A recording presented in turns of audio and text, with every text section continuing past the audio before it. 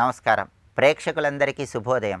ఈనాటి శుభయోగం శీర్షికన శుక్రవారం సందర్భంగా చండీ హోమం నిర్వహించడం ద్వారా ఎలాంటి విశేషమైన శుభ ఫలితాలు కలుగుతాయో, చండీ సప్తశతి పారాయణ చేయడం ద్వారా ఎలాంటి అత్యుత్తమమైన శుభ ఫలితాలను సిద్ధింపజేసుకోవచ్చో పరిశీలిద్దాం.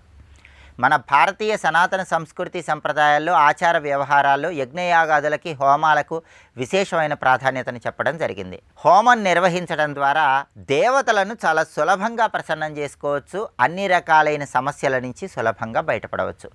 జ్యోతిష శాస్త్రపరంగా నవగ్రహాల్లో రాహుగ్రహానికి అధిష్టాన దైవం చండీ అమ్మవారు. చండీ అమ్మవారికి సంబంధించిన చండీ హోమాన్ని నిర్వహించడం ద్వారా రాహుగ్రహ దోషాలన్నీ తొలగింపజేసుకొని సమస్త శుభాలను సిద్ధింపజేసుకోవచ్చు. అలాగే చండీ హోమం నిర్వహించినట్లయితే శత్రు బాధలన్నీ తొలగిపోతాయి, దృష్టి దోషాలు తొలగిపోతాయి. దృష్టి దోషాలు శత్రుబాధలు తొలగింపజేసుకోవడంతో పాటుగా రాజకీయాల్లో అధికార పదవులు పొందటానికి, ఉద్యోగంలో ప్రమోషన్లు పొందటానికి, జీవితంలో అత్యున్నత స్థాయిలో ఎదగటానికి చండీ హోమం విశేషంగా సహకరిస్తుంది. ఈ చండీ హోమంలో ప్రధానంగా చండీ సప్తశతిలో ఉన్నటువంటి అధ్యాయాలకు సంబంధించినటువంటి మంత్రాలు పఠిస్తారు. ఈ చండీ సప్తశతి మనకేం తెలియజేస్తుందంటే అమ్మవారు త్రిశక్తి స్వరూపిణిగా మహాకాళి, మహాలక్ష్మి, మహాసరస్వతి ఈ త్రిశక్తి స్వరూపాలుగా అనేక మంది రాక్షసులను సంహరించిందని చండీ సప్తశతిలో చెప్పడం జరిగింది. అమ్మవారు త్రిశక్తి స్వరూపంగా రాక్షసులను సంహరించడమే చండీ సప్తశతి మంత్రాలలో ఉన్నటువంటి అంతరార్థం. ఆ మంత్రాలతోనే చండీ హోమం నిర్వహిస్తారు.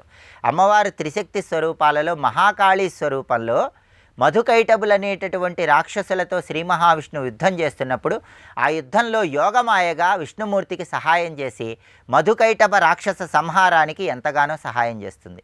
అలాగే మహాలక్ష్మి అవతార స్వరూపంలో రజోగుణంలో అష్టాదశ భుజాలతో 18 భుజాలతో ఆవిర్భవించి మహిషాసురుడు అనేటటువంటి రాక్షసుడిని సంహరిస్తుంది. అలాగే మహాసరస్వతి స్వరూపంలో అమ్మవారు చండాసురుడు, ముండాసురుడు, శుంభుడు, నిశుంభుడు, రక్తబీజుడు ఇలా అనేక మంది రాక్షసులను సంహరిస్తుంది. అలా అమ్మవారు త్రిశక్తి స్వరూపంగా రాక్షస సంహారం చేసే సమయంలో యుద్ధరంగంలో అమ్మవారికి సప్తమాతృకలు అనే పేరుతో దేవతామూర్తులలో ఉన్నటువంటి స్త్రీశక్తి స్వరూపాలు సహాయం చేస్తాయి. వీటన్నిటికీ సంబంధించినటువంటి మంత్రాలు చండీ సప్తశతిలో ఉంటాయి. అలాగే అమ్మవారు ఒక్కొక్క యుగంలో ఏ విధంగా తాను ఆవిర్భవిస్తుందో, ఆ యుగంలో రాక్షస సంహారం ఏ విధంగా చేస్తుందో దేవతలకి, ఋషులకి అందరికీ కూడా ఆఖరి అధ్యాయంలో తెలియజేస్తుంది. ఆ మంత్రాలు కూడా చండీ సప్తశతిలో ఉన్నాయి. ఈ చండీ సప్తశతిలో చెప్పబడినటువంటి మంత్రాలతో కూడినటువంటి చండీ హోమాన్ని నిర్వహించుకున్నట్లయితే చండీ అమ్మవారి అనుగ్రహం వల్ల విశేషమైన రాజయోగం కలుగుతుంది. ధనకనక వస్తువాహన ప్రాప్తిని సిద్ధింపజేసుకోవచ్చు. సమాజంలో అత్యున్నత స్థాయికి ఎదగవచ్చు. శత్రుబాధలు, దృష్టి దోషాలు వీటన్నిటి తీవ్రతను తగ్గింపజేసుకొని సమస్త శుభాలను సిద్ధింపజేసుకోవచ్చు. కాబట్టి ఎప్పుడైనా సరే నవరాత్రుల్లో చండీ హోమం నిర్వహించుకోవటం, అలా వీలు కాని పక్షంలో అమ్మవారికి ప్రియమైనటువంటి అష్టమి తిథి రోజు చండీ హోమం నిర్వహించుకోవటం, లేదా అమ్మవారికి ప్రీతిపాత్రమైనటువంటి శుక్రవారం కానీ మంగళవారం కానీ చండీ హోమాలు నిర్వహించుకోవటం ద్వారా అమ్మవారి సంపూర్ణమైన అనుగ్రహానికి పాత్రలై సమస్త శుభాలను సిద్ధింపజేసుకోవచ్చు. రేపటి శుభయోగం శీర్షికన శనివారం సందర్భంగా సప్తమ శని దోషము, అష్టమ శని దోషాన్ని తొలగింపజేసుకోవటానికి ఎలాంటి ప్రత్యేకమైన విధి విధానాలు పాటించాలో పరిశీలిద్దాం. నమస్కారం.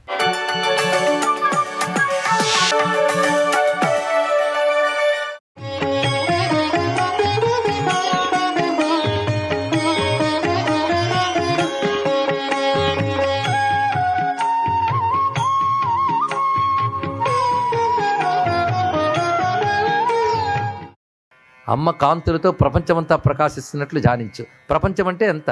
బయట ప్రపంచం కాదయ్యా, నీ శరీరం పాదములు మొదలుకొని శిరస్సు వరకు అమ్మ అరుణ కాంతులతో వెలిగిపోతుంది. అమ్మ వెలుగులే మొత్తం ఉన్నాయని ముందు ధ్యానించు, తర్వాత బయట ప్రపంచం. ఏది చూసినా అమ్మ వెలుగులతో ఉన్నది అని ధ్యానించినట్లయితే ఆ ధ్యానము ఎవడికి సిద్ధిస్తుందో వాడి వెంట ఊర్వశితో సహా సర్వదేవ కాంతులు పడతారన్నాడు. ఈ మాట భగవత్పాల్ వారు చెప్పడం ఉద్దేశం ఏంటి? చెప్తున్న వాడికి సన్యాసి. ఊర్వశి ఎలా వచ్చిందంటే నరనారాయణులు తపస్సు చేస్తున్నారు.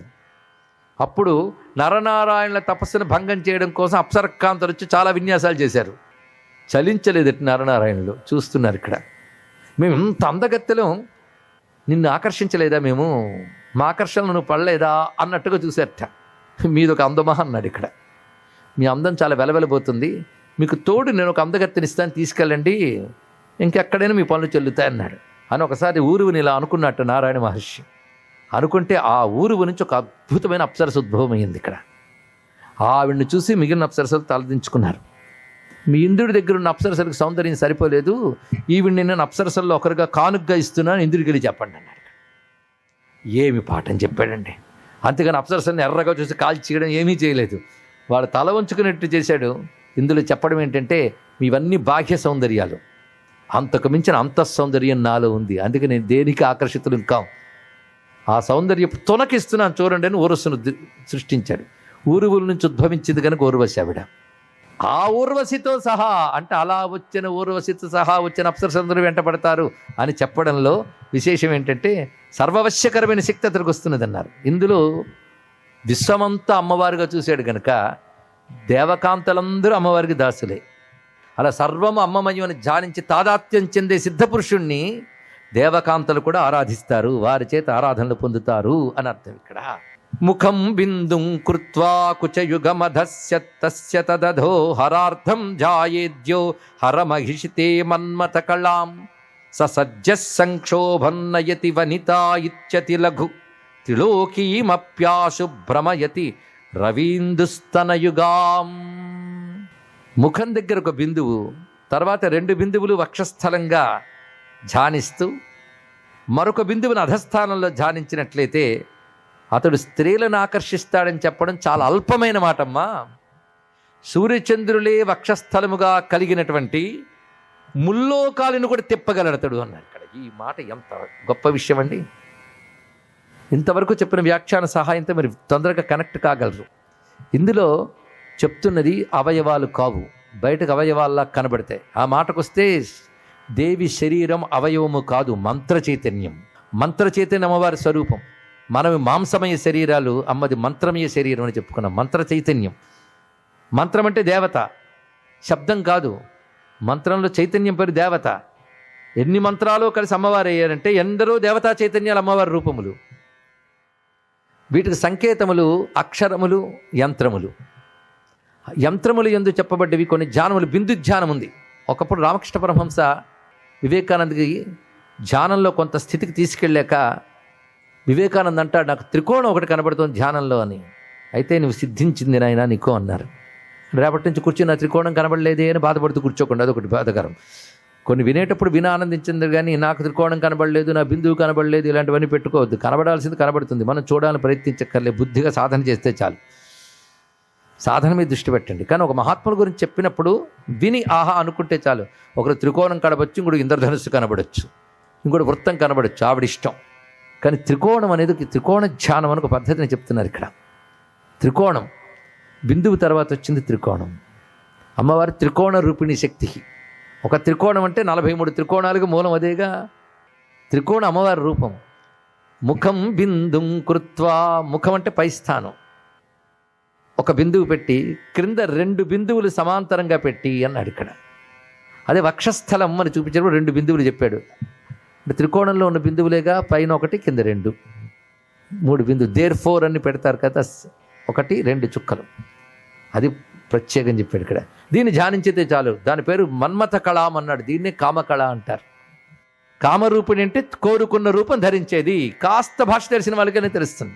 అలా కామకళ అనగానే ఇది కామశాస్త్ర విషయం కాదు. అందుకే మొదటి రోజు నుంచి జాగ్రత్తగా ఎస్టాబ్లిష్ చేసుకుంటూ వస్తున్నాం మనం. కామ అంటే ఈశ్వర సంకల్ప శక్తి, సృష్టి చెయ్యాలనే పరమేశ్వరుని యొక్క సంకల్ప శక్తి. దాని యొక్క విస్తారమే కళ. కళ అంటే అక్షరము, చంద్రకళ అని 2 రూపములు. ఏ చంద్రకళ? శరీరంలో మనస్సులో పంచభూతాల్లో సంచరించే చైతన్యము 15 కళలు మారుతూ పెరుగుతూ ఉంటాయి. మారని కళ సహస్రార స్థానంలో ఉన్న 16వ కళ, షోడశ కళ. ఆ కళ పరమేశ్వరుని యొక్క సంకల్ప శక్తి యొక్క కళ. అదే కామ కళ. ఇది 3 బిందువులు. నేను క్లుప్తంగానే చెప్తున్నాను, విస్తారంగా వెళ్ళను. 3 బిందువులు అనగానే మొట్టమొదటి ఈశ్వర స్పందన ఆ హ 3 వచ్చాయి. ఆ హం ఏమైంది? అహం. అహం చైతన్యంలో అహం అని స్పందన వస్తేనే ప్రపంచం వచ్చింది. అహంలో 3 బిందువులు ఉన్నాయి. ఆహం ఆహం అహం. ఆ 3 బిందువులు, ఈ 3 బిందువుని తలుచుకోమన్నాడు. అది సూర్యమండలం, ఇది అగ్నిమండలం, చంద్రమండలం ఉన్నాడు. పరిశీలించు. 3 బిందువులను కలిపి లేఖకిస్తే దేవనాగరిలో శారదాలిపి అంటారు. ఈం అని మాట వస్తుంది. ఈంని కామకళా బీజం అంటారు. అహం యొక్క స్వరూపం ఈం. ఈం అమ్మవారి యొక్క ప్రణవం. అయ్యవారి ప్రణవం ఓం అయితే ఈం అమ్మవారి ప్రణవం. అందుకే శ్రీసూక్తంలో తాం పద్మినీం ఈం శరణమహం ప్రపంచే. ఈం. అందుకే అమ్మవారి బీజాక్షరాలన్నింటిలో ఈం ఉంటుంది. నేను సభల్లో ఎంత అవసరం అంత చెప్తున్నాం. బీజాక్షరములు తెలుసుకోవడానికి మాత్రమే తప్ప విని చేసేవద్దు, ఉపదేశం పొందే చేయాలి. శ్రీం హ్రీం క్లీం ఇవన్నీ అమ్మవారి బీజములు. ఈం అన్నిట్లో ఈ ముందు చూడండి. ఆ ఈంకే కామకళ అని పేరు. అహం కామకళ. ఇంకోటి కామరాజ బీజమైన క్లీం కూడా అందులో ఉన్నది. అంటే అమ్మవారి సంకల్ప శక్తికి సంబంధించిన బీజాక్షరం అది. ఆ అక్షరం మన్మథ కళాం, పరమేశ్వరుని యొక్క కళ అది, సంకల్పశక్తి. ఆ అహం, ఈ కళని, అహం అనే కళను పట్టుకో. అహం ప్రపంచం వైపు తిరిగితే అహం దేహోస్మి, అహం బ్రహ్మము వైపు తిరిగితే అహం బ్రహ్మాస్మి. అది తెలుసుకోండి. ఇక్కడ అహము బ్రహ్మము యొక్క చైతన్యం వల్ల వచ్చింది తెలుసుకుని, అహం బ్రహ్మము తప్ప మరొకటి కాదని తెలిసి అహం బ్రహ్మంలో ఐక్యమైపోవాలి. ఐక్యం అవడానికి ఆ కళను ఉపాసించాలి. ఇది రహస్యం. అందుకే అమ్మ కామకళా బీజాన్ని ఉపాసిస్తే స్త్రీలు వశ్యమవుతారు అంటారు. కానీ అది అల్పపు మాటమ్మా. స్త్రీలు వశ్యం అవడం ఏంటి? సూర్యచంద్రులే వక్షస్థలముగా కలిగిన ముల్లోకముల్ని అతడు తిప్పగలడు అన్నారు భగవత్పాదుల వారు. ఇక్కడ ముల్లోకాలని తిప్పగలడంటే ముల్లోకాలు అతడి అధీనమే. అంటే ముల్లోకాల స్వరూపమైన అమ్మవారిని వాడు ఆరాధిస్తున్నాడు గనక ఆ జగన్మాత ఆ ముల్లోకాలకు అనుకూలముగా ఉండేటట్టు చేస్తుంది. సర్వం శ్రీ లలితా మహాత్రిపుర సుందరి చరణారవిందార్పణమస్తు. స్వస్తి.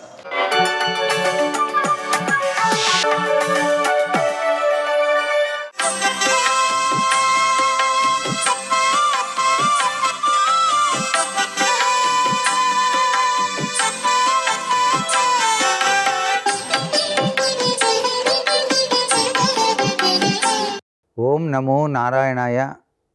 ఓం నమః శివాయ. శ్రీమాత్రే నమః. ఈరోజు శుక్రవారం. సహజసిద్ధంగా శుక్రుడు అనుకూలంగా ఉన్నప్పుడు గ్రహచార రీత్యా కోరిన కోరికలన్నీ కూడా నెరవేర్చుకోవడానికి ఆస్కారం ఉంటుంది. శుక్రగ్రహం యొక్క ప్రభావం 20 సంవత్సరాల పాటు విరాజిల్లుతుంది.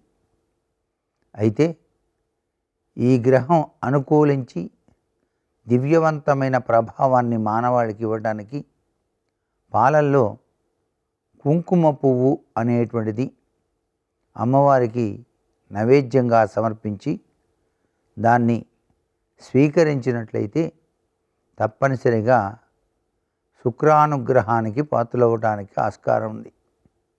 అంతేకాకుండా శుక్రవారం నాడు కొన్ని నియమాలు పాటించాలి. సాయం సంధ్యా సమయంలో ఎటువంటి పరిస్థితుల్లోనూ కూడాను ఇంటిలో గడప మీద తలబెట్టి నిద్ర పోకూడదు. చాలామంది బద్ధకంతో గడప మీద తల ఆనించి నిద్రపోయేటువంటి విధి విధానం ఉంది. ఎండలు మెండుగా ఉంటున్నాయి, చల్లగా ఉండాలే అని చెప్పేసి నేల మీద పడుకునేటువంటి లక్షణాలు ఆవహించి గడపనే దిండుగా చేసుకొని పడుకునేటువంటి అలవాటు ఉంటుంది. అది చాలా అనర్థానికి హేతువు. గడప లక్ష్మీదేవి స్వరూపం.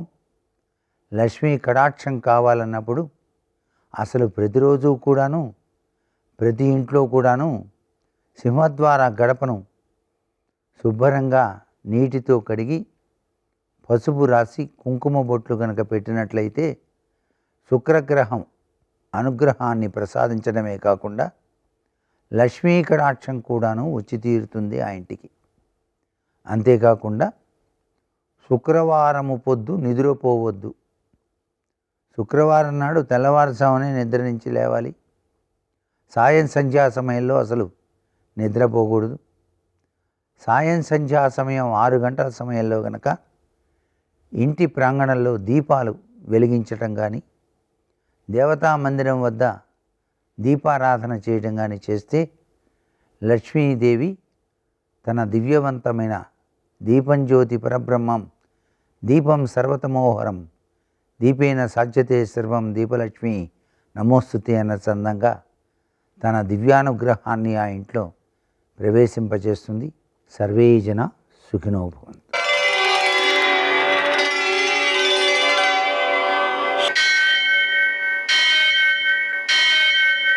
సహస్రశీరుషం దేవం విశ్వాక్షం విశ్వశంభువం విశ్వం నారాయణం దేవమక్షరం పరమం పదం విశ్వతః పరమాం నిత్యం విశ్వం నారాయణగుం హరిం విశ్వమేవేదం పురుషస్తద్విశ్వముపజీవతి పతిం విశ్వస్యాత్మేశ్వరం శాశ్వతం శివమచ్యుతం నారాయణం మహాజ్ఞేయం విశ్వాత్మానం పరాయణం.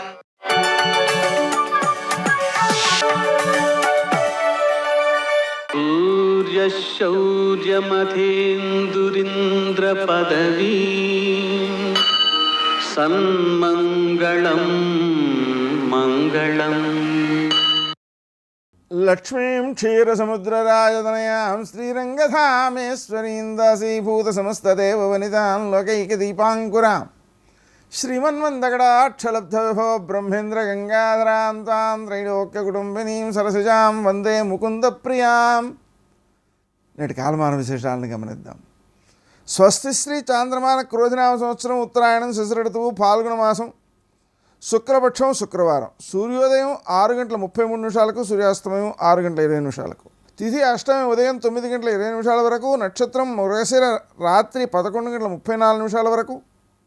వర్జం శేషంగా మిగిలినది ఉదయం 7:09 వరకు.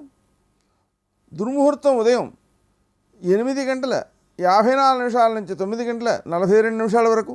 మరల మధ్యాహ్నం 12:50 నుంచి 1:37 వరకు. అమృతకాలం మధ్యాహ్నం 2:58 నుంచి 4:32 వరకు. రాహుకాలం శుక్రవారం కాబట్టి ఉదయం 10:30 నుంచి 12 గంటల వరకు. అష్టగురురీత్యా శుభప్రదమైన సమయం మధ్యాహ్నం 1 గంటకి. నేటి విశేషం శుక్రవారం. సామాన్యంగా ప్రతి శుక్రవారం లక్ష్మీ పూజ చేసుకుంటాం. ఈరోజు ప్రత్యేకించి లక్ష్మీ పూజ చేసుకోవాలి. లక్ష్మీనారాయణులకు పూజ చేయడం, సీతారాములకు పూజ చేయడం, అలాగనే లక్ష్మీ అష్టోత్తర శతనామ స్తోత్రాన్ని 108 సార్లు పారాయణ చేయడం, కనకధారాస్తవాన్ని 3 సార్లు పారాయణ చేయడం, లక్ష్మీ హృదయాన్ని 5 సార్లు పారాయణ చేయడం మొదలైన చర్యల ద్వారా లక్ష్మీదేవి యొక్క అనుగ్రహం సిద్ధిస్తుంది. శుక్రగ్రహ అనుగ్రహం కూడా సిద్ధిస్తుంది. అంటే శుక్రగ్రహం జాతకంలో కానీ గోచారంలో కానీ దోషంగా ఉంటే ఆ దోషం కూడా తొలగిపోతుంది. చిత్రమైన విషయం ఏంటంటే శుక్రుడు ఆనందానికి కారకుడు, లక్ష్మీదేవి ఆనందానికి కారణం. ఎలా? సిద్ధలక్ష్మి మోక్షలక్ష్మి జయలక్ష్మి సరస్వతి. కార్యసిద్ధి ఆనందాన్ని ఇస్తుంది, జయం ఆనందాన్ని ఇస్తుంది, మోక్షం ఆనందాన్నే ఇస్తుంది, ఆనంద స్వరూపమే అది. ఇలా కాబట్టి మనం లక్ష్మీదేవి యొక్క అనుగ్రహం పొందడం అత్యవసరం. నేటి ఆణిముత్యాలు.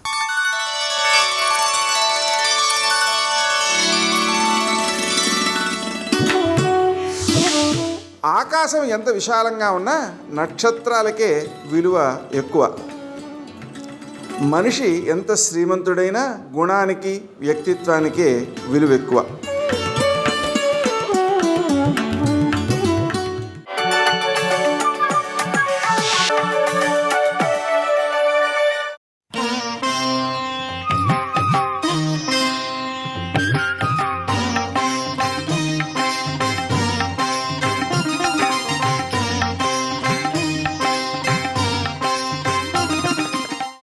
తనుగాచి వెనక వచ్చిన ఆ ధనుజుని మహాబలము తన తనువందన్ ఆతని చీవిదల్చి రభసంబున ద్రుపద పుత్రిక తన భవనము వెడలెన్.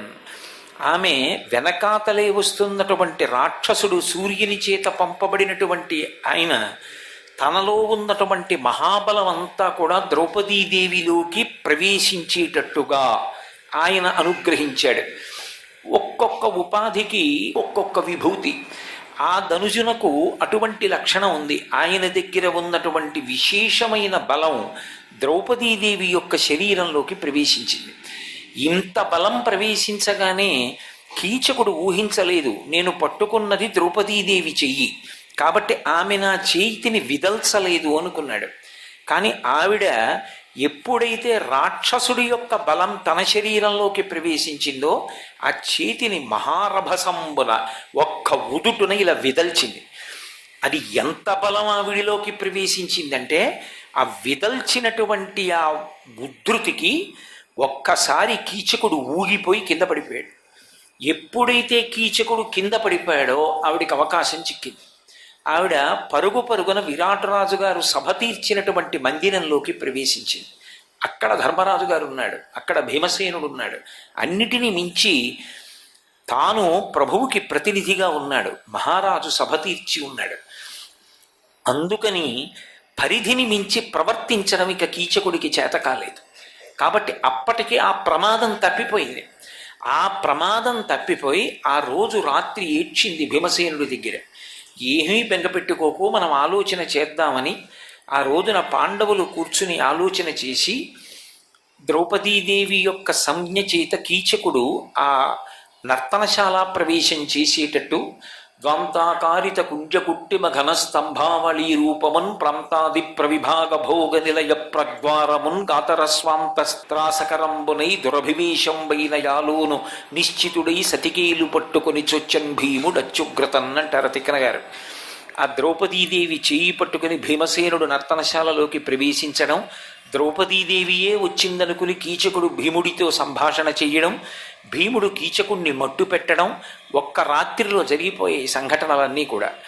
కాబట్టి ఆ క్షణంలో నిజంగా ద్రౌపదీదేవికి ఏదైనా కీడు జరగడానికి కానీ లేదా ఆవిడ తన పాతివ్రత్య ప్రకటనం చేయడం కానీ పాండవులు ప్రత్యక్షంగా జోక్యం చేసుకోవడం కానీ జరిగి ఉంటే ఇంత ధర్మాన్ని పట్టుకున్నటువంటి పాండవులు మళ్ళీ 12 ఏళ్ళు అరణ్యవాసానికి వెళ్ళిపోవలసి ఉండేది.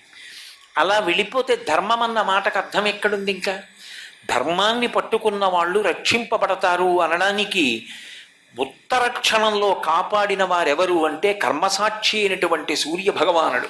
మహాభారతంలో కథ వేరొక వేపుకి తిరిగిపోకుండా పాండవుల అజ్ఞాతవాసం పూర్తయిపోవడానికి వచ్చినటువంటి అగ్ని పరీక్షల్లో అత్యంత ప్రధానమైనటువంటి కష్టం కీచకుడి వైపు నుంచే వచ్చింది. కీచకుడి వైపు నుంచి వచ్చినటువంటి అంత పెద్ద కష్టాన్ని పాండవులు కానీ ద్రౌపదీదేవి కానీ అధిగమించగలిగారు, గట్టెక్కగలిగారు అంటే కేవలం సూర్య భగవానుడి యొక్క అనుగ్రహం చేత గట్టెక్కగలిగారు. అందుకే సర్వకాలముల యందు ఆయన యొక్క అనుగ్రహం, ఆయన యొక్క రక్షణ లభిస్తాయి. ఆయన వంక తిరిగి ఒక్క నమస్కారం చేసిందంతే ద్రౌపదీదేవి. మనం ఆయనని నమ్మి భక్తితో ప్రవర్తించినటువంటి కారణం చేత, ధర్మాన్ని పట్టుకున్నటువంటి కారణం చేత ఆ ధర్మమే భగవంతుని యొక్క అనుగ్రహమునకు కారణమవుతుంది. కారణమై సర్వకాలముల యందు కూడా ఏ విధమైనటువంటి ఉపద్రవానికి లోను కాకుండా, తాను ఇక్కట్లు పడవలసినటువంటి అవసరం లేకుండా కాపాడడానికి, భగవంతుని యొక్క అనుగ్రహాన్ని మనకి తెచ్చిపెట్టడానికి ప్రధానము ధర్మము. ఆ ధర్మమునందు అనురక్తి కూడా ఎవరి వలన కలుగుతుంది అంటే భగవంతుని యొక్క అనుగ్రహము చేతనే కలుగుతుంది. అందుకే సూర్యనారాయణమూర్తికి చేసేటటువంటి నమస్కారం ఆయన కర్మసాక్షి కనుక ఆయన ఉన్నాడన్న భావన ఎప్పుడూ తప్పు చేయకుండా కాపాడుతుంటుంది. మీరు చూడండి, తప్పు చేసేటప్పుడు నిజానికి ఎన్ని ఉన్నా కూడా మనిషి తప్పు చెయ్యకుండా కాపాడలేవు. నేను అక్కడే రామాయణం పెట్టినా, అక్కడే భగవద్గీత పెట్టినా, అక్కడే భారతం పెట్టినా తప్పు చేసేవాడు తప్పు చెయ్యకుండా ఉంటాడన్న నమ్మకం లేదు. కానీ తప్పు చేసేటప్పుడు కొంతలో కొంతవాడు భయస్థుడు అనడానికి ఉదాహరణ ఏమిటంటే, ఇంకొకళ్ళు ఉండగా చూస్తుండగా తప్పు చేయడానికి భయపడతాడు అన్నాను అనుకోండి, కొంతలో కొంత సద్బుద్ధి కలిగింది అని. అయ్యో ఇతరులకి తెలిసేట్టుగా తప్పెలా చేస్తాను అన్నపాటి పిరికితనం ఉన్నా గొప్పదే. అది భగవానుడు ఒకడు ఉన్నాడు అన్నాను అనుకోండి, ఆయన సూర్యుడిగా రాత్రి చంద్రుడిగా చూస్తూనే ఉన్నాడు నువ్వేం చేస్తున్నావో అంటే ఇప్పుడు ఆయన చూస్తే ఏమవుతుంది అంటే ఆయన చిత్రగుప్తుడై వ్రాసుకుంటాడు చేసిన పనిని. చిత్రగుప్తుడంటే ఎవరో ఎక్కడో ఉంటారని కాదు, చిత్రంగా ఇక్కడే కూర్చుని గుప్తంగా మనం చేసేటటువంటి పనులన్నీ వ్రాసుకుంటాడు. సర్వం శ్రీ ఉమామహేశ్వర పరబ్రహ్మార్పణమస్తు. స్వస్తి.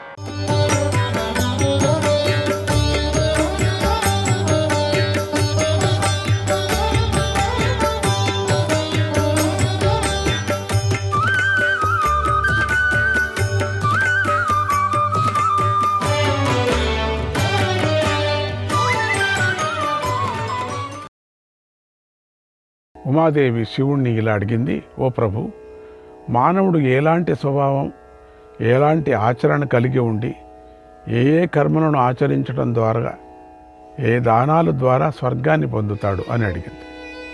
శివుడు ఇలా చెప్పాడు, ఓ దేవి, దీనులు, దుఃఖితులు, దరిద్రులు మొదలైన వారికి తినుబండారాలు, పలహారాలు, అన్నము, నీరు, గుడ్డలను ఇచ్చేవాడు, విశ్రాంతి స్థానాలు, ధర్మశాలలు, బావులు, దిగుడు బావులు, చెరువులు నిర్మించేవాడు, నిత్యం ఉపయోగించే వస్తువులను యాచకులకు అడిగినట్లుగా ఆసనాన్ని, పడకను, ధనాన్ని, పంట భూముల్ని, గోవులను, పొలాన్ని, స్త్రీలను, సకల వస్తువులను దానం చేస్తే అటువంటి మానవుడు దేవలోకానికి చేరుతాడు. అతడక్కడ చాలా కాలం నివసించి గొప్ప భోగాలను అనుభవిస్తాడు. అప్సరసలతో నందనాది ఉద్యానవనాల్లో విహరిస్తాడు. తర్వాత స్వర్గం నుండి కిందికి వచ్చి మళ్ళీ మానవలోకంలో జన్మిస్తాడు. గొప్ప భోగాలు ఉన్న వంశంలో ధనధాన్యాలతో కూడి జన్మిస్తాడు. అక్కడ సకల గుణాలు గలవాడై పుడతాడు. సంతోషంగా జీవిస్తూ గొప్ప భోగాలను, గొప్ప ధనాన్ని పొందుతాడు. ఈ పుణ్యాత్ములు దానశీలురుగాను అందరికీ చూడాలని అనిపించే వారిగా ఉంటారు అని ఈ విషయాన్ని బ్రహ్మదేవుడు పూర్వం చెప్పాడు. ఓ దేవి, మరికొందరు మానవులు దానం చేయటంలో పరమ దరిద్రులుగా ఉంటారు. వారు బుద్ధిహీనులు. వీరు తమకు తగినంత ఉన్నా కూడా యాచించిన వారికి పైసా ధనాన్ని కూడా విదిలించరు. మరికొందరు తమ నాలుకకు ఉన్న దురాశతో నియంత్రింపబడతారు. దీనులు, గుడ్డివారు, దరిద్రులు, భిక్షుకులు, అతిథులు యాచించిన ఏమీ ఇవ్వరు, వెనక్కు తిరిగి వెళ్ళిపోతారు, వెనక్కి తిరిగి వెళుతూ ఉంటారు. వీరి ధనాన్ని, వస్త్రాలను, భోగాలను, బంగారాన్ని, ఆవులను, అన్న పదార్థాలనైనా ఎప్పుడూ దానం చేయరు. ఇలా బుద్ధిహీనులు, ఏ దానము చెయ్యనివారు, లోపులు, నాస్తికులు మొదలైన వీరంతా కూడా నరకానికి పోతారు. ఈ అల్పబుద్ధి గలవారు కొంతకాలం గడిచాక మళ్ళీ భూమి మీద మానవులుగా పుడతారు. అయితే వీరు దరిద్రులు వంశంలో పుడతారు. ఆకలి చేత, దాహం చేత బాధింపబడుతూ లోకలందరి చేత వెలియవేయబడతారు. నిరాశపరులవుతారు. కోరికలు తీరలేదని అధర్మ మార్గాన్ని పట్టుకొని జీవిస్తూ ఉంటారు. ఇలా తాము చేసుకున్న దుష్కర్మల ఫలంగా తక్కువ భోగాలున్న ఇళ్లలో పుట్టి అల్పభోగాల పట్ల ఆసక్తి కలిగి ఉంటూ దరిద్రులుగా జీవిస్తారు. మరికొందరు మనస్సు లేని వారు గర్వించి ఉంటారు. ఎప్పుడూ కోపంతో ఉండి పాపకార్యాల పట్ల ఆసక్తి కలిగి ఉంటారు. పెద్దవాడు, పూజార్హుడు వచ్చినా వీరు కనీసం కూర్చోవడానికి కూడా ఆసనాన్ని కూడా ఇవ్వరు, చూపించరు. కొందరు అల్పబుద్ధులైతే దారి తెలియని వాడికి తమకు తెలిసిన దారిని కూడా చూపించరు, మర్యాదలు కూడా చేయరు. గౌరవించదగిన వాడికి కాళ్ళు కడుక్కునేందుకు కూడా నీళ్లు కూడా ఇవ్వరు. ఇలాంటి వీరు మందబుద్ధులు. పూజించదగిన వారిని శాస్త్రానుసారం పూజించరు. విలువైన వస్తువులను ఇవ్వరు, కనీసం త్రాగటానికి నీటిని కూడా ఇవ్వరు. ఇలాంటి అల్పబుద్ధులు ఎదురుగా వచ్చిన గురువును గౌరవించరు, ప్రేమతో సత్కరించరు. వీరి గర్వంతో, లోభంతో ఉంటారు. గౌరవించవలసిన వారిని గౌరవించరు, వృద్ధులను అవమానిస్తారు. దేవి, ఇలాంటి మానవులందరూ నరకానికి పోతారు. ఇలాంటి మానవులు ఆ నరకం నుండి చాలా ఏళ్ళు తర్వాత బయటపడితే మళ్ళీ భూమి మీద ఒక దుర్మార్గుల వంశంలో జన్మిస్తారు. గురువులను, పెద్దలను అవమానించేవారు మనస్సు లేని చెడు వంశాల్లో జన్మిస్తారు. ఇక స్వర్గానికి వెళ్ళే వారి గురించి చెబుతున్నాను విను. గర్వం లేనివాడు, దురభిమాని కానివాడు, దేవతలను విప్రులను పూజించేవాడు, లోకం చేత గౌరవింపబడేవాడు, అందరికీ నమస్కరించేవాడు, తీయగా మాట్లాడేవాడు, అన్ని వర్ణాల వారికి మేలు చేసేవాడు, ఎల్లప్పుడూ సమస్త ప్రాణుల మేలు కోరేవాడు, ఎవరినీ ద్వేషించనివాడు, మధురంగా ఎప్పుడూ మాట్లాడేవాడు, స్వాగతం పలికేవాడు, ఏ ప్రాణిని హింసించనివాడు, అందరినీ తగిన విధంగా సత్కరించేవాడు, పూజించేవాడు, దారి కోసం వెతికేవాడికి దారిని చూపించేవాడు, గురువును గురువుగా అర్చించేవాడు, అతిథులను ఆహ్వానించడానికి ఆసక్తి చూపించేవాడు, అభ్యాగతులు పూజించేవాడు అంటే అతిథుల్ని మొదలైనటువంటి ఈ మానవులే స్వర్గాన్ని పొందుతారు. స్వర్గంలో పుణ్యాన్ని అనుభవించిన వాడు తర్వాత మనిషిగా పుట్టి గొప్ప వంశంలో జన్మిస్తాడు. అతడక్కడ కోరుకున్న భోగాన్ని అనుభవిస్తాడు, శ్రేష్ఠ వస్తువులను పొందుతాడు, అర్హత కలవారికి దానం చేస్తాడు, పూజ్యులకు సేవ చేస్తాడు. సమ్మతః సర్వభూతానాం సర్వలోక నమస్కృతః స్వకర్మ ఫలమాప్నోతి స్వయమేవ నరః సదా.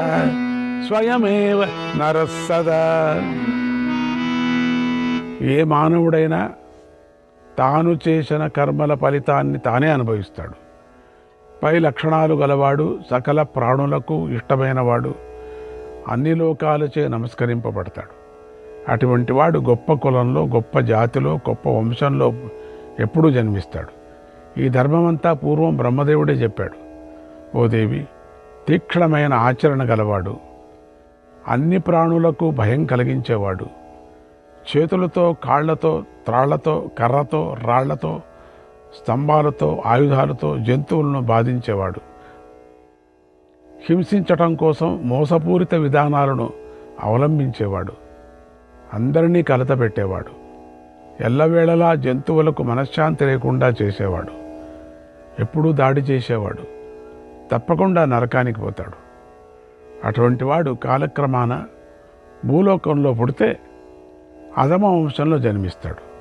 దేవి, ఇలాంటివాడు మానవులలోనూ, ఆత్మీయులలోనూ, బంధువులలోనూ అధముడిగా ఉంటాడు, లోకానికి ద్వేషించదగిన వాడవుతాడు.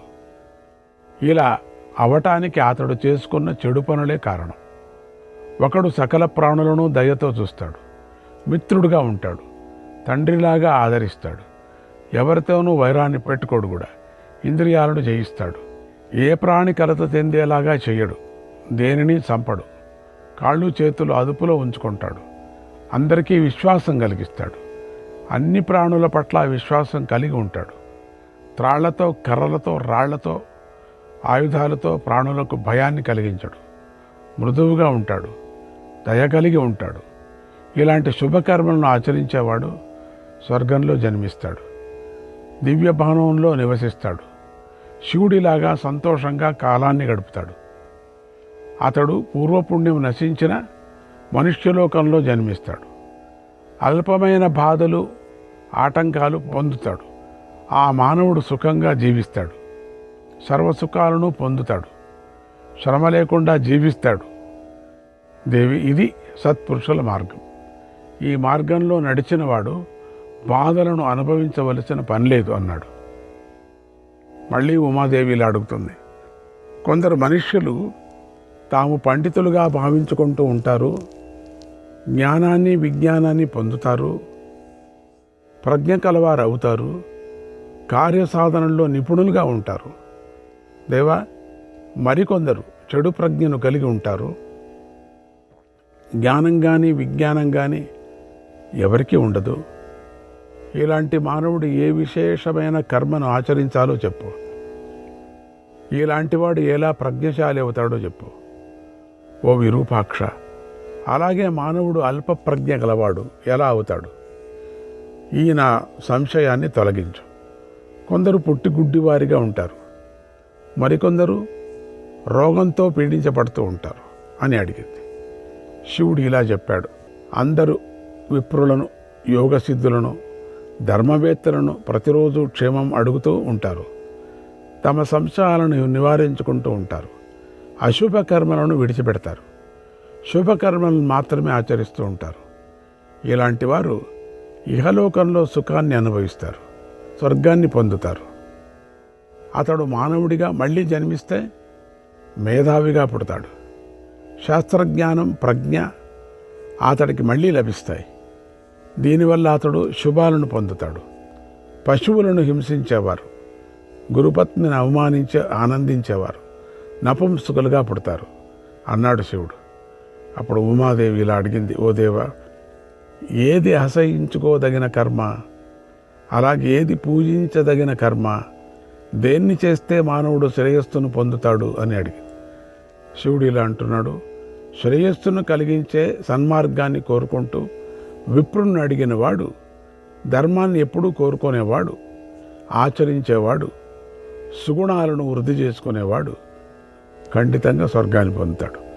ఒకవేళ అలాంటి వాడు మనుష్య జన్మను పొందిన మానవ లోకంలో గొప్ప మేధస్సు, ధారణాశక్తిని పొంది జన్మిస్తాడు. ఓ ఉమాదేవి, ఇది సత్పురుషులు ఆచరించే ధర్మం. దీనిని ఆచరించిన వారికి సంపద లభిస్తుంది. మానవుల మేలు కోసమే నేను దీనిని నీకు చెప్పాను అన్నాడు. అప్పుడు పార్వతీదేవి ఇలా అడిగింది, దేవా, కొందరు అల్పజ్ఞానం కలిగి ఉంటారు, ధర్మాన్ని ద్వేషించేవారు అవుతారు. అటువంటి మానవులు విప్రుల వద్దకు వెళ్ళటానికి ఇష్టపడరు. కొంతమంది వ్రతాలను ఆచరిస్తారు, శ్రద్ధాధర్మలపై ఆసక్తి కలిగి ఉంటారు. మరికొంతమంది ఏ వ్రతాన్ని ఆచరించరు, నియమభ్రష్టులై రాక్షసులుగా ప్రవర్తిస్తూ ఉంటారు. కొందరు యజ్ఞాలు చేస్తారు, మరికొందరు ఏ హోమము చేయరు. ఇలాంటి వారు ఏ కర్మం చేయటం వల్ల ఇలా జన్మిస్తారు అని అడిగింది. శివుడు ఇలా చెప్పాడు, ఓ దేవి, శాస్త్రాలను, లోక ధర్మాలను, మర్యాదలను, సమస్త మంచి విషయాలను ప్రమాణులుగా భావించి కొందరు దృఢమైన దీక్షతో పాటిస్తారు. కొందరు అజ్ఞానంలో కూరుకుపోయి అధర్మాన్ని ధర్మం అంటారు. ఏ దీక్షను పాటించరు, ఏ మర్యాదను పాటించరు. అటువంటి వారు బ్రహ్మరాక్షసులుగా పిలువబడతారు. అలాంటి మానవులు కాలానుసారంగా మళ్ళీ మనుష్యలోకంలో పుడితే ఏ హోమాలు చెయ్యని, వషట్కారాలు, పితృదేవతా పూజలేని నరాధములుగా పుడతారు. ఏష దేవి మయా సర్వగా, ఏష దేవి మయా సర్వగా, సంశయచ్ఛేదనాయతే, సంశయచ్ఛేదనాయతే, కుశలాకుశలో నృణాం, కుశలాకుశలో నృణాం, వ్యాఖ్యాతో ధర్మసాగరగా. దేవి, ధర్మాన్ని అంతా నీకున్న సమస్త సందేహాలు పోగొట్టడానికి చెప్పాను.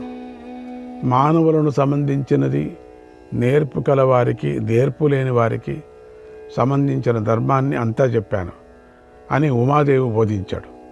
దేవికి బోధించాడు పరమేశ్వరుడు. తర్వాత మహాభారతంలో ప్రక్షిప్త భాగం ఆ చోటు చేరుకుంది. ఇప్పుడు ఇందులో ఉమాదేవి కోరగా శివుడు రాజధర్మము, యోధుల ధర్మము, సంక్షిప్త రాజధర్మము, అహింసా ధర్మము, త్రివర్గ వర్ణనం, ఆచార్య వ్యవహార నిరూపణం, కర్మఫల వర్ణనము, రోగకారణ దుష్కర్మ వర్ణన, విభిన్న విషయాల వివరణ, ప్రాణులలో భేదాలు, పూర్వజన్మ స్మృతి, దైవం పురుషార్థ పునర్జన్మల వివరణ, యమలోక యాతనల వర్ణన, వివిధ దానధర్మాది నిరూపణ, శ్రాద్ధావిధి, శుభాశుభ గతులు, మరణ భేదాలు, మోక్షం యొక్క గొప్పదనం, సాంఖ్యాజ్ఞానము, యోగ ప్రతిపాదనము, శివలింగ పూజ మొదలైన విషయాలు చెప్పాడు. ఇవన్నీ భారతంలో ప్రక్షిప్తంగా చెప్పారు. ఇవన్నీ ఆయా సందర్భాలలో చెప్పుకున్న విషయాలే. ఇవన్నీ ముందు వచ్చేసాయి మనకు. చెప్పిన విషయాలే మళ్ళీ విస్తారంగా చెప్పారు. శ్రీకృష్ణాయ పరమాత్మనే నమః. 146వ అధ్యాయం. నారదుడు ఇలా ధర్మరాజుకు చెప్పాడు, ఓ ధర్మరాజా, శివుడు ఇలా ధర్మాలు చెప్పిన తర్వాత తన భార్య అయినటువంటి పార్వతుల ఇలా అన్నాడు, ఓ దేవి, నిన్నొక విషయం అడుగుతున్నాను, దాని గురించి చెప్పు. నువ్వు పతివ్రతలందరినీ కూడా సేవించావు, వారి నుండి అనేక విషయాలు తెలుసుకున్నావు. బ్రహ్మదేవుడి పత్ని సావిత్రి, ఇంద్రుడి భార్య శచి, విష్ణువు భార్య లక్ష్మి, యముడి భార్య ధృతి, వీరిని నువ్వు సేవించావు. అలాగే మార్కండేయుడి భార్య దోమోరణ, కుబేరుడి భార్య బుద్ధి, వరుణుడి భార్య గౌరి, సూర్యుడి భార్య సువర్చల, చంద్రుడి భార్య రోహిణి, అగ్నిదేవుడి భార్య స్వాహాదేవి, కశ్యపుడి భార్య ఆదితి, వీరందరూ భర్తను దేవునిగా భావించిన సాధ్వీమణులు, పతివ్రతలు. నువ్వు వీరందరినీ సేవించావు. ఆ కారణంగా నేను నిన్ను అడుగుతున్నాను, నాకు శ్రీధర్మాన్ని చెప్పు. నువ్వు నా సహధర్మచారిణివి, నాతో సమానంగా నియమాలు పాటించావు, నాతో సమానమైన సారం కలదానివి, ప్రభావం కలదానివి. నువ్వు గొప్ప తపస్సు చేశావు. నువ్వు చెప్పిన దానిని ఈ లోకం ప్రమాణంగా అంగీకరిస్తుంది, స్వీకరించి ఆచరిస్తుంది. ఓ దేవి, స్త్రీలే స్త్రీలకు ఆదర్శప్రాయాలుగా ఉంటారు. గౌరిని లోకంలో ఉన్న స్త్రీలందరూ నిత్యము అనుసరిస్తూ ఉంటారు. మమ చార్ధం శరీరస్య, మమ చార్ధం శరీరస్య, తవ చార్ధేన నిర్మితం, తవ చార్ధేన నిర్మితం, సురకార్యకరీ చత్వం, లోక సంతానకారిణి, లోక సంతానకారిణి. నా శరీరంలో సగభాగమంతా నీ శరీర సగభాగంతోనే నిర్మించబడింది. నువ్వు దేవతల కార్యాలను చేస్తావు, లోకంలో ప్రజలను నువ్వు వృద్ధి చేస్తావు. ఓ పూజ్యురాలా, నీవు స్త్రీలు చెప్పిన విషయం స్త్రీల చేత గౌరవించబడినంతగా పురుషులు చెప్పిన విషయం గౌరవించబడదు, ఆదరించబడదు. నీకు శాశ్వతమైన శ్రీధర్మం అంతా తెలుసు కనుక సమస్త శ్రీధర్మాన్ని అంతా నాకు వివరంగా చెప్పు అని అడిగాడు శివుడు. ఉమాదేవి ఇలా చెప్పింది, ఓ త్రికాలవేది, ఓ దేవా, సమర్థుడైన అహంకారం లేనివాడే శ్రేష్ఠుడవుతాడు. స్త్రీలెప్పుడూ స్త్రీలనే అనుసరించి వెళుతూ ఉంటారు. ఇక్కడికి వచ్చిన ఈ నదీ దేవతలందరూ నాచే ఆదరించబడుతూ ఉంటారు. ఈ సరస్వతీ నది ఉందే పవిత్రమైన నదుల్లో పరమశ్రేష్టమైనది. మొట్టమొదటి నది సరస్వతీ నది. ఇది సాగరాన్ని చేరుకుంటుంది. విపాశ, వితస్త, చంద్రభాగ, ఐరావతి, శతద్రువు, దేవిక, సింధువు, కౌశికి, గౌతమి, యమున, నర్మద, కావేరీ నదులు కూడా ఇక్కడ ఉన్నాయి. ఈమె గంగా నది సమస్త తీర్థాల్లో కూడినది. ఆకాశం నుండి భూమికి దిగి వచ్చింది. నదుల్లో పరమశ్రేష్ఠురాలు అని ఇలా పార్వతీదేవి శివుడికి చెప్పి చిరునవ్వు నవ్వుతూ అక్కడికి వచ్చిన నదీ దేవతలను అందరినీ ఇలా పలకరించింది. ఓ సర్వపాప వినాశికలారా, పవిత్ర నది దేవతల్లారా, నా మాటను మీరు వినండి. శివుడు శ్రీధర్మానికి సంబంధించిన ప్రశ్నను వేశాడు. మీతో సంప్రదించి నేను శివుడికి సమాధానం చెప్పాలని అనుకుంటున్నాను. స్వర్గంలో భూమిలో విజ్ఞానమంతా ఒకనికే తెలిసి ఉంటుందని నేను అనుకోను కనుక నదులారా, మిమ్మల్ని గౌరవపూర్వకంగా అడగాలని అనుకుంటున్నాను అని కోరింది. శ్రీకృష్ణాయ పరమాత్మనే నమః.